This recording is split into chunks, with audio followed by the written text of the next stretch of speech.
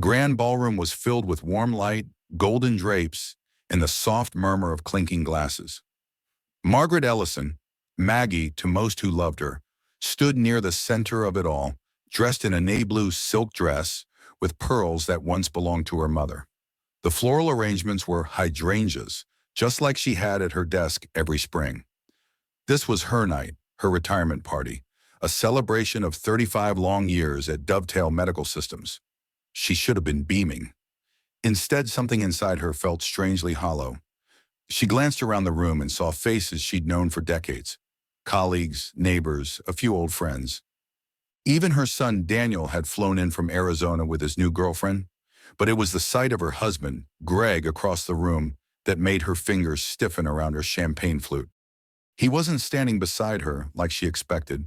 He was by the bar laughing at something, leaning too far forward, too animated for someone who once claimed parties weren't his thing. Maggie's eyes followed the source of his amusement. And that's when she saw him, Raymond Stark, her former boss, the man who had made her final decade at Dovetail both rewarding and exhausting. He was older now, grayer, maybe a little slower in his steps, but still held that confident smirk that never quite reached to his eyes. Maggie hadn't spoken to him since the company's leadership reshuffle over a year ago. He hadn't RSVP'd, she hadn't invited him directly. But there he was, laughing with her husband, and suddenly her breath caught in her throat, not out of fear, but from something colder. A recognition she didn't want to name yet. Greg had his hand on Raymond's shoulder. A friendly squeeze. Familiar. Intimate. Maggie blinked, then looked away, forcing a smile as one of her former team members tapped her shoulder and offered congratulations. "You held us together, Maggie," they said. "I don't know how we're going to manage without you." She nodded graciously, but her ears had started to hum. It was like she could still hear the sharpness of Greg's laugh across the room, even through the noise. She excused herself and walked toward the hors d'oeuvres table, trying to steady her thoughts. The slideshow of her career highlights played on a screen behind her. She had organized every bit of this celebration with care. Well, almost every bit. Greg had insisted on helping with the venue and budget, said it was the least he could do for all she'd done over the years. But now she wondered, why had he seemed so invested? A soft voice broke through her thoughts. "You okay, Aunt Maggie?" It was Erica, her niece. She was 20 years younger, sharp as a tack, and had helped Maggie organize most of the party. Erica had the kind of intuition you couldn't teach. "I'm fine," Maggie said, brushing off the concern. "Just tired." But Erica glanced toward the bar where Raymond had just clapped Greg on the back. "He wasn't on the guest list, right?" she asked, her voice low. Maggie didn't respond right away. She simply turned back toward the crowd, watched as Greg made his way to Raymond's side again, like a metal pulled to a magnet. For most of her life, Maggie had been the kind of woman who avoided jumping to conclusions, who believed in evidence, who trusted the people she loved. But something about this night, something about that particular smile Greg wore, and the way Raymond avoided her gaze completely, felt like a fuse had been lit. A celebration, yes, but also a warning. And in that moment, Margaret Ellison knew. The truth wasn't going to stay buried much longer. Maggie stood by the long table of desserts, mechanically placing a mini tart onto her plate, but her mind was far from the party. She had always believed that marriages, like homes, didn't collapse in storms. They rotted slowly from within. Quiet leaks, hairline cracks, tiny silences that stretched too long. And now, standing here beneath the chandelier of her own celebration, she realized just how long the rot had been spreading beneath her feet. Over the past year, Greg had become different. Not dramatically, not all at once, but gradually enough that she'd chalked it up to age, retirement boredom, or the odd moods that sometimes followed big life changes. He had started going on day trips without telling her until afterward. He'd buy shirts that didn't quite suit him, brighter, tighter, more youthful, and he was always on his phone lately, always chuckling at some message and saying, "Just one of the old guys from the union, nothing interesting." She never thought to doubt him until last spring. She'd found a folded receipt in the pocket of a blazer she was dropping off at the dry cleaners. It was from a boutique hotel 2 towns over. A suite, 2 nights. The dates didn't match any family visit or work event she knew of. When she asked, Greg shrugged it off. It was a solo weekend. Fishing, remember? You had that retreat with the women's network. Maggie remembered that weekend. She remembered being irritated that he hadn't called her once, not even to say goodnight. She had filed it away. One of those oddities that didn't quite add up, but didn't feel worth fighting over. Until now. Because now she had seen Greg and Raymond together, and that image wouldn't let go of her. Raymond, the man who once called her the backbone of the company in board meetings, but also the same man who had a reputation for boundary issues. He had been married twice, divorced twice. Rumors always swirled, especially about how close he kept to certain employees. Back then, she ignored those rumors. Now, she wasn't so sure. Here, try this, Erica said, appearing at her side again with a mini cheesecake on a napkin. You look like you're thinking too hard. Maggie took it with a polite smile. I was just remembering something Greg said months ago about how we should start traveling more, exploring. It sounded like he was planning for the two of us. Erica raised an eyebrow. Has he made any plans since? Maggie paused. No, just talk. That's all it ever is lately. They both turned to look across the room again. Greg was standing next to Raymond at the edge of the bar now, whispering something with an odd smile, part nervous, part thrilled. It was the smile that undid her. I need to ask you something, Maggie said softly to Erica. Did Greg help you with the venue? Erica looked a bit surprised. Not directly. He paid the deposit before I even finalized things with you. Said it was part of a surprise.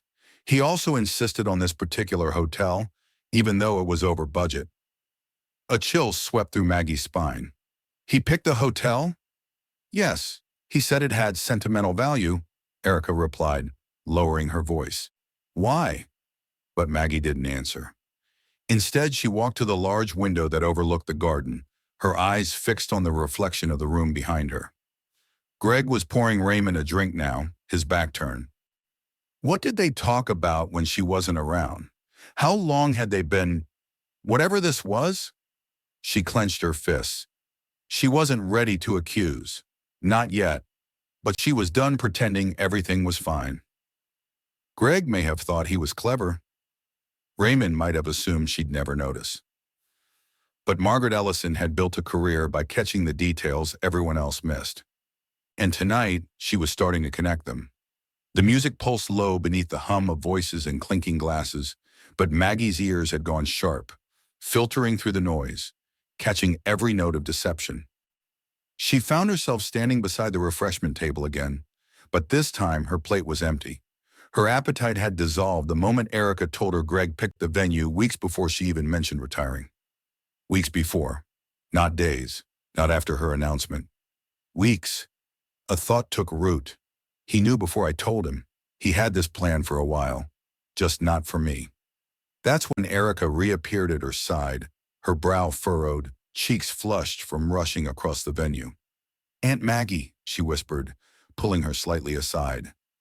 I didn't want to say anything unless I was sure, but I just checked the venue's reservation system. Greg booked this ballroom under his name, not yours, and he did it 6 weeks ago. Maggie's heart thumped. 6 weeks? Yeah, and the payment came from his personal credit card, not the joint one.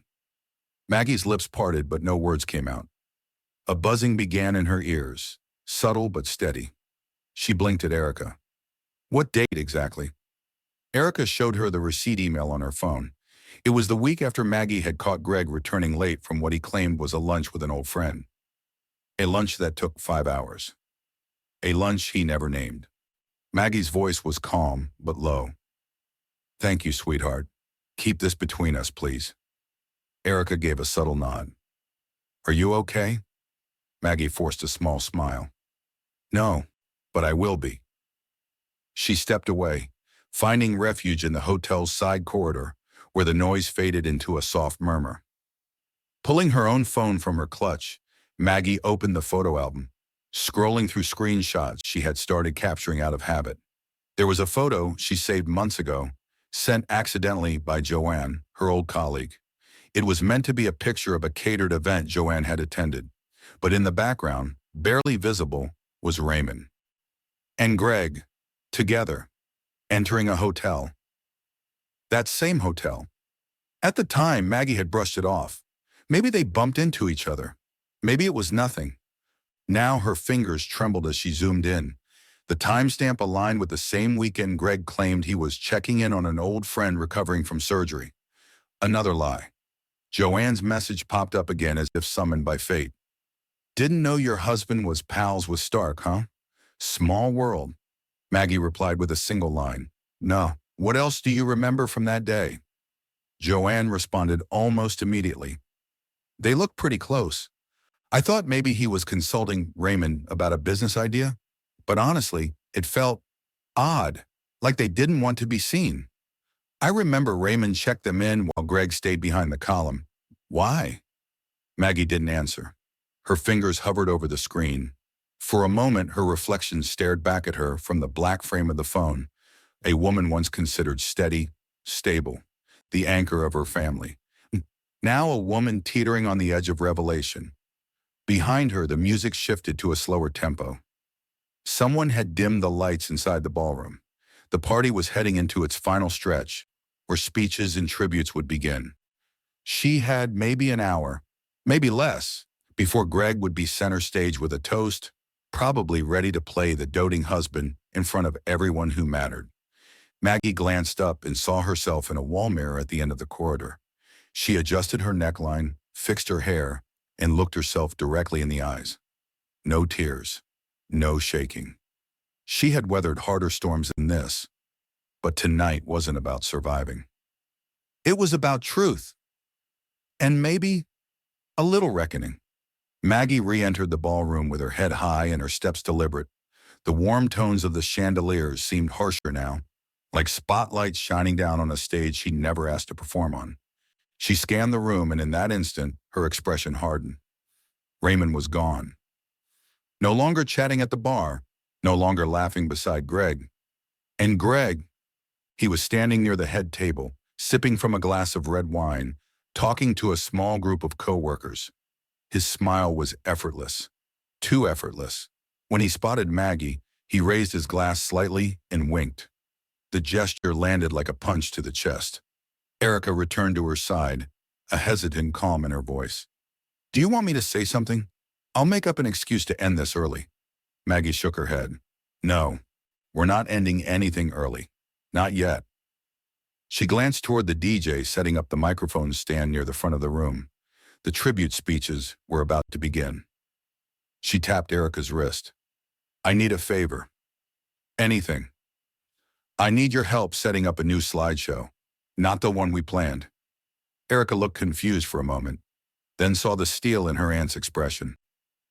This isn't going to be the sentimental highlight reel, is it? Maggie smiled, but her eyes didn't.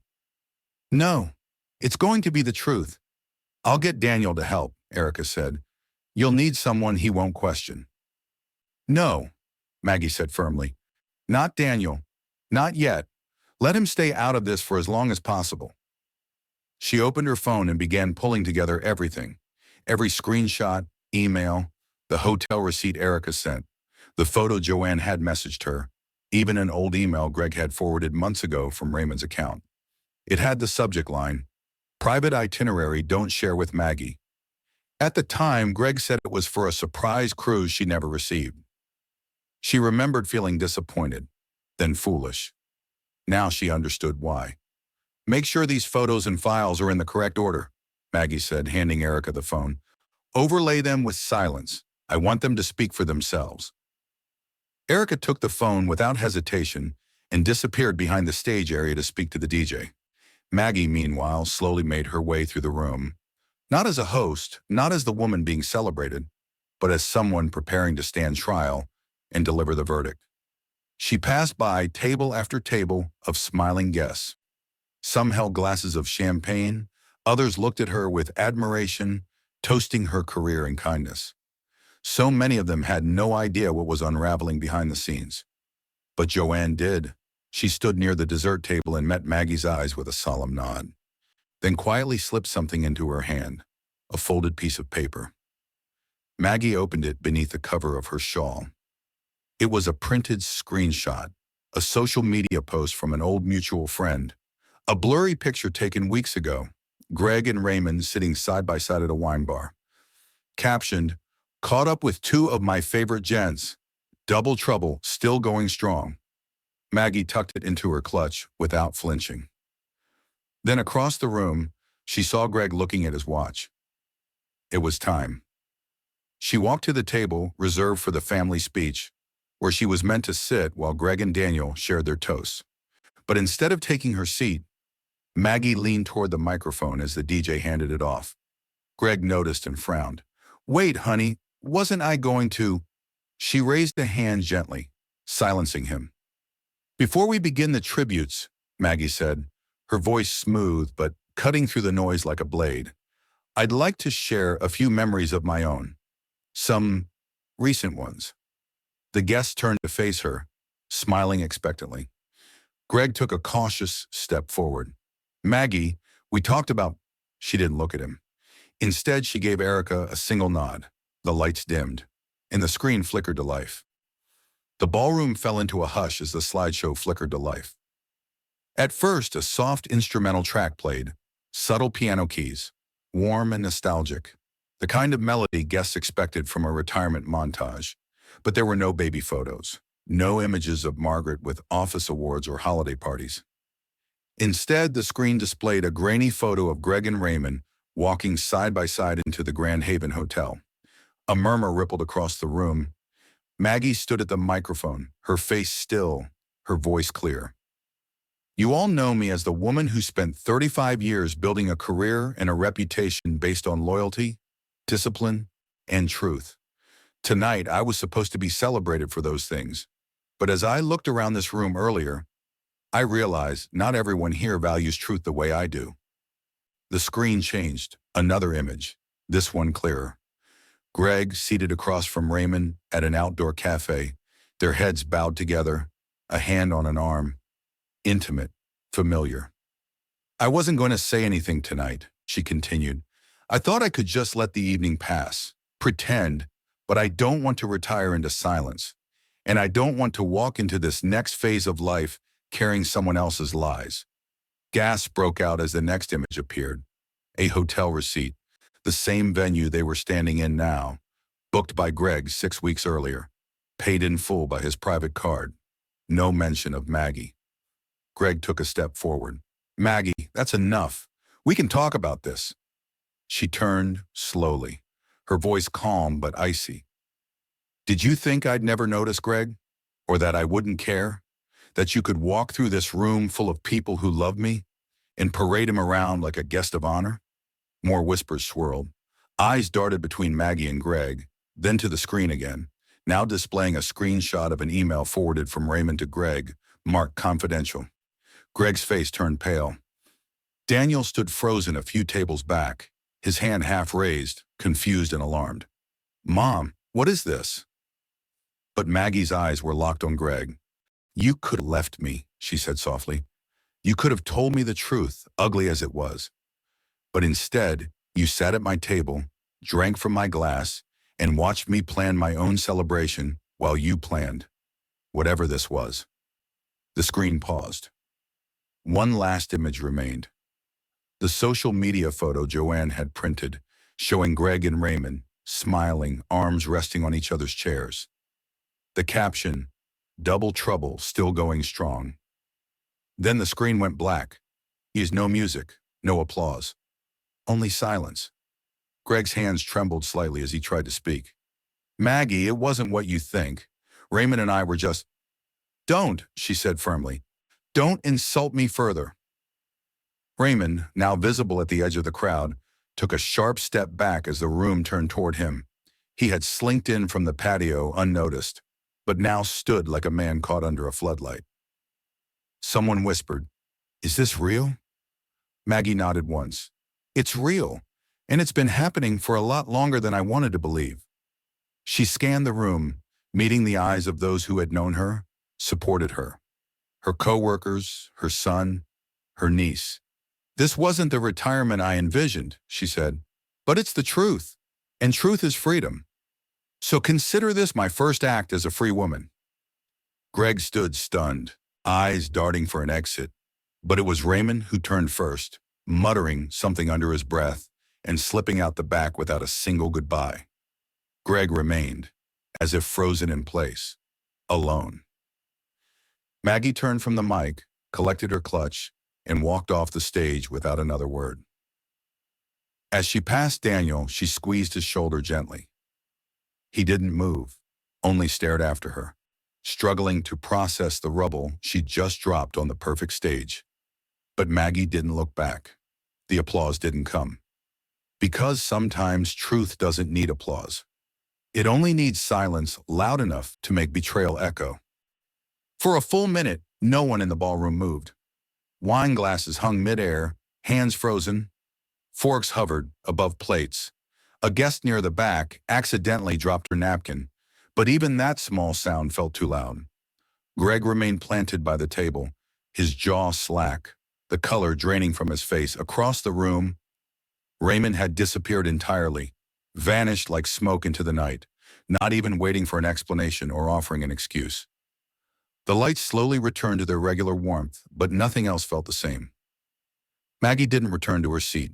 She walked instead to the far edge of the ballroom and stood beside the floor-to-ceiling window, looking out over the darkened garden beyond. The weight she'd carried for months, years maybe, had been set down in front of everyone, publicly, cleanly, no drama, no screaming, just truth. Behind her, whispers finally began. "Did you know? Was it romantic or financial? Oh my God, how long had it been going on? I would have never guessed. Greg?" Maggie didn't turn around. She didn't need to. Daniel approached slowly. "Mom." She turned her head slightly.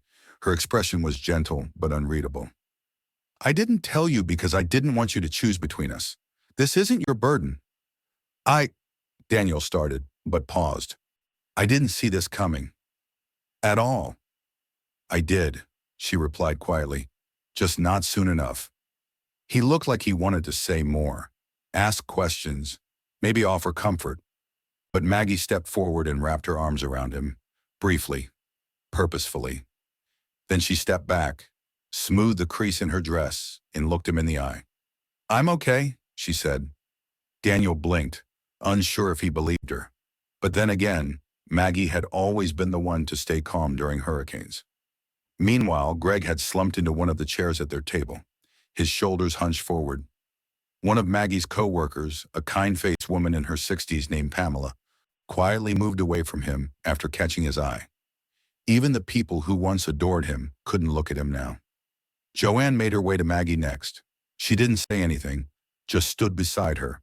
Two women who had survived enough in their lives to know that sometimes silence was the most sacred response. "I always thought if Greg ever did something like this," Maggie finally murmured, "I'd scream, or cry, or throw something." Joanne gave a small nod. "But you didn't." "No," Maggie said, eyes on her own reflection in the glass. "I stood up, and I ended it." Behind them, the DJ fumbled with the playlist, unsure what to do next. Eventually, soft music started again, but the energy in the room had shifted into something hushed and reverent, like people walking through a gallery after an explosion. A few guests came up to offer brief, awkward hugs. Others stayed seated, whispering behind napkins. No one approached Greg. He sat there fiddling with the stem of his wine glass, watching as the party he once tried to orchestrate dissolved into a quiet reckoning. The irony wasn't lost on Maggie. He had planned this night thinking he could control it, that he could center himself in her spotlight, that he could smile beside her and no one would ever know. But now, everyone knew. Later, after most guests had made quiet exits, Maggie collected her coat from the rack near the door. Erica offered to walk her out, but she shook her head. "This part I'll do alone." She exited into the cool night air, the click of her heels echoing down the hotel's polished stone steps. She didn't cry. Not when the truth was revealed. Not when the room froze. Not even when her marriage cracked open in front of dozens of people she once considered her second family.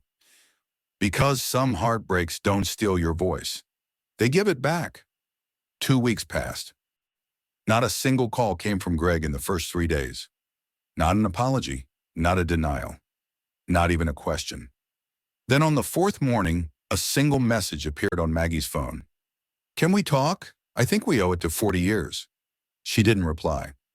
Instead, she looked out her new apartment's window. 5th floor, corner unit, just above a quiet bookstore. The space was hers alone. No shared closet, no second toothbrush, just peace. Her things arrived in labeled boxes last Tuesday. Daniel and Erica helped her unpack. The divorce papers were served the following day. Clean, quiet, irrevocable. Maggie had never thought she'd be the one to initiate an end.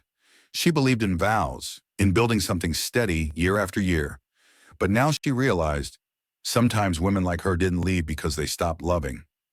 They left because they started remembering how much they loved themselves. Joanne called often. Erica checked in almost daily. And Daniel, though still stunned, remained supportive. His heartbreak for his parents ran in a different lane. But he never once tried to talk her out of it. He didn't defend Greg, not after he saw the slideshow. "He told me it didn't mean anything," Daniel had whispered that night. "Said it was just a friendship that crossed lines." Maggie only nodded. Because to a man like Greg, maybe it hadn't meant anything. But to her, it had meant betrayal in the one place she thought was still sacred. Her home, her life, her last chapter. That Friday afternoon, as sunlight poured into her small kitchen, she poured herself a glass of lemonade and flipped through a folder labeled Stark v. Ellison Legal Counsel Notes. Yes, there was a legal side to this. Raymond, it turned out, had been under investigation for workplace misconduct prior to his retirement. An HR file she'd been forbidden to see while employed. Now, she had nothing but time and contacts. Friends who owed her favors. Inside the folder, tucked behind a half-typed complaint letter, was a printout of an email Maggie hadn't seen until now, sent by Raymond. To Greg. Subject, Our Future. She didn't read the contents. She didn't need to. It was dated 4 months before her retirement. 4 months. So this hadn't just been an emotional lapse. It had been deliberate, long-term, carefully hidden. She smiled softly, then slipped the paper back inside and closed the folder. That evening, she received a knock on her door. Greg. He looked thinner, less composed. No suit, just an old polo and jeans that sagged at the waist. He held a bouquet of lilies, her favorite, or at least they used to be. "I didn't know where else to go," he said, his voice hoarse. Maggie opened the door fully but didn't invite him in. "I just need to explain," he added. "Please."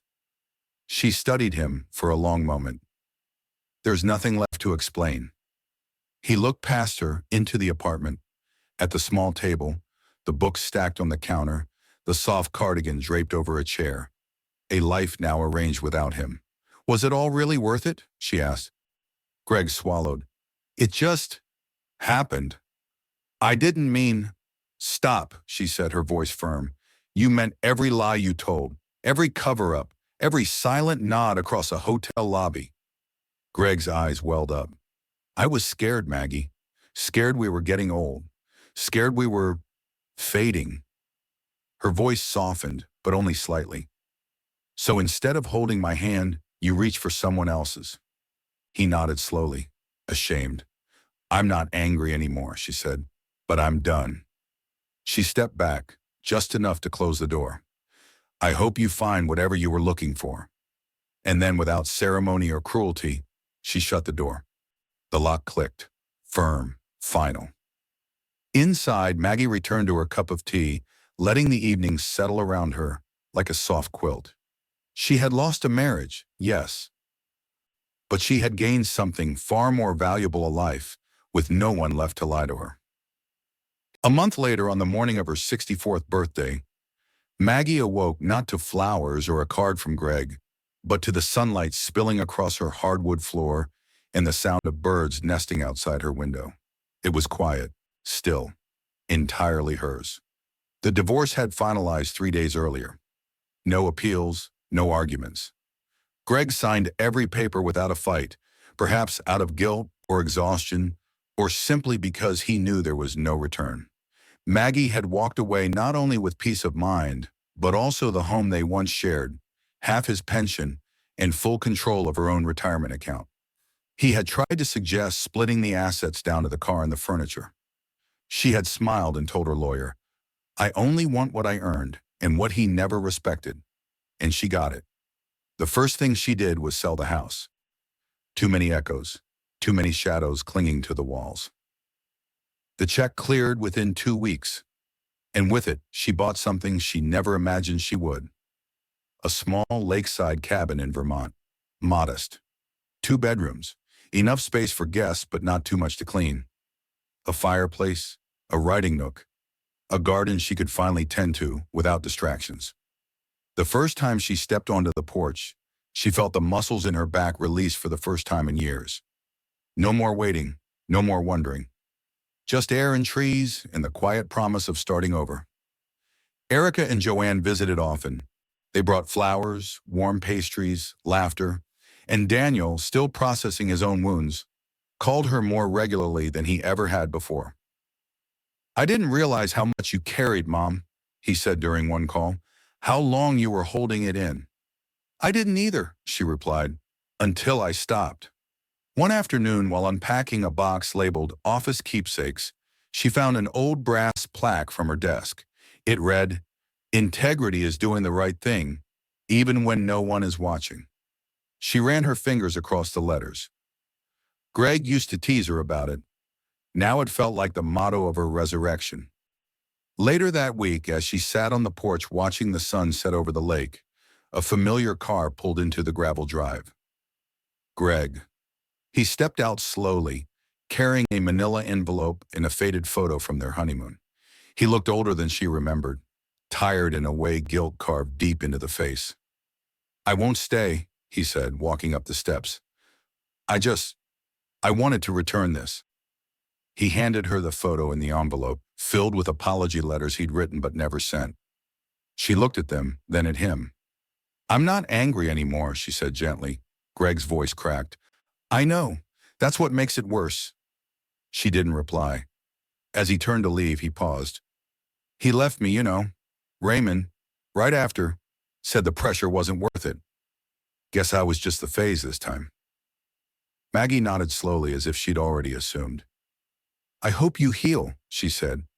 He looked back confused. "Don't you mean you hope I hurt?" Her smile was sad but resolute. "No, that would mean I'm still carrying you." With that, he left. And Maggie stood for a moment in the doorway of her new life, breathing in the crisp air of a world she had finally claimed. Inside, she placed the photo and the letters in a drawer, not to forget, but to remember what surviving looked like. And on the last page of a fresh leather journal, she wrote, "Some retire from a job. I retired from being forgotten.